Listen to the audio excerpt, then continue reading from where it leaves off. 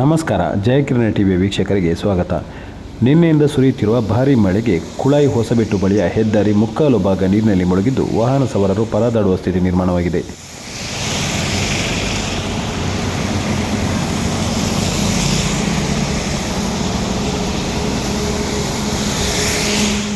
ರಾಷ್ಟ್ರೀಯ ಹೆದ್ದಾರಿ 66ರ ಹೊಸಬೆಟ್ಟು ಜಂಕ್ಷನ್ ಸಮೀಪ ಮಳೆಯ ನೀರು ಸರಾಗವಾಗಿ ಹರಿದು ಹೋಗಲು ಚರಂಡಿ ವ್ಯವಸ್ಥೆ ಇಲ್ಲದ ಕಾರಣ ನೀರು ಹೆದ್ದಾರಿಯಲ್ಲಿ ಬಾಕಿಯಾಗಿದ್ದು ಕೃತಕ ನೆರೆ ಪರಿಸ್ಥಿತಿ ನಿರ್ಮಾಣವಾಗಿದೆ.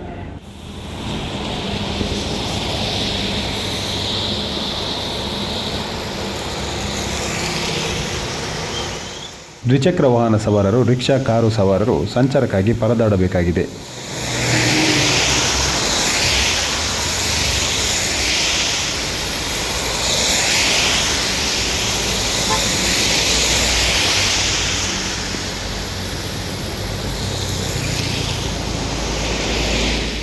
ಸಂಬಂಧಪಟ್ಟ ಮಹಾನಗರ ಪಾಲಿಕೆ ಆದಷ್ಟು ಬೇಗ ಈ ಬಗ್ಗೆ ಕ್ರಮ ಕೈಗೊಂಡು ಇಲ್ಲಿನ ನೆರೆ ಪರಿಸ್ಥಿತಿಗೆ ಮುಕ್ತಿ ಹಾಡಬೇಕಾಗಿದೆ.